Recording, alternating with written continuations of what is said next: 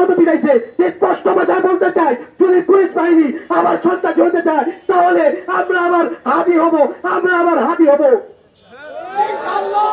আমরা এখান থেকে ইন্টারিম সরকারকে আলটিমেটাম দিতে চাই যে যদি ইন্টারিম সরকার এই সব বিষয়ে মাথা না ঘামায় তাহলে ইন্টারিম সরকারকে বাংলাদেশ থেকে পালাতে দেওয়া হবে না। শেখ হাসিনা তো দিল্লিতে যাইতে পারছে, তোমরা ওয়াশিংটনে যাইতে পারবে না, বাংলার জমিনে তোমাদেরকে ঘেরে রেখে দেওয়া হবে ইনশাআল্লাহ। মহতারাম মাহতারিম, গতকালকে আমার ভাইদের উপর গুলি চালানো হয়েছে।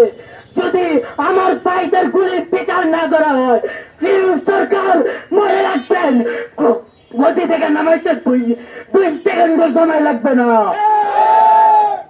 সরকার মনে রাখবেন, আপনার ব্যর্থতার অন্যতম ব্যর্থতা হলো হাদি ভাইয়ের বিচার না হওয়া।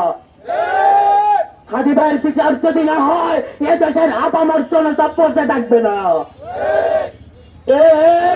একটি বিষয় স্পষ্ট দেখতে পাই, সেটা হলো এই প্রশাসনের প্রত্যেকটি রন্ধে রন্ধে এইরকম কুলাঙ্কার মাত্র মানুষ এখনো আছে যারা 24কে এখনো পর্যন্ত ধারণ করতে পারে নাই।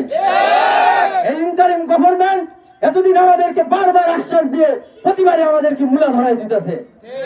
কেন তারা এটা করলো?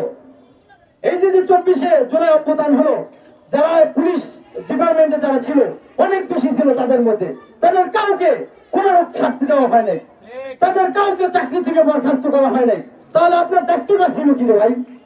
আমরা কি জন্য আপনাকে বসাইলাম? আমাদের 2000 ছাত্র ভাই কেন জীবন দিল? আমরা তো জীবন দিয়েছিলাম একটা ন্যায় এবং ইনসাফ ভিত্তিক রাষ্ট্র পাওয়ার জন্য।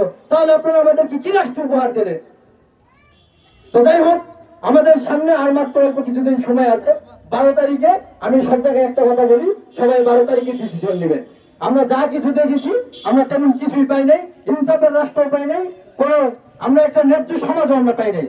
তো সেই ক্ষেত্রে আমি সকল ভাইদেরকে বলবো, 12 তারিখে সবাই ডিসিশন নেবেন, ন্যায় এবং হকের পক্ষে আমরা সকলে সেদিন থাকবো।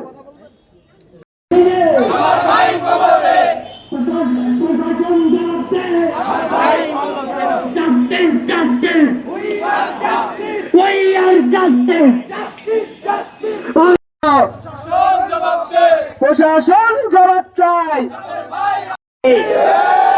আমরা দেখেছি গ্রামের ভাষায় একটু কথা বলে, স্বৈরাচার শেখ হাসিনার পালিয়ে যাওয়া যেই লীগের বাহিনী ছিল, যুবলীগের বাহিনী, ছাত্রলীগের বাহিনী, তারা এখন পুরুষ পাল্টে বিভিন্ন দলের পরিবর্তন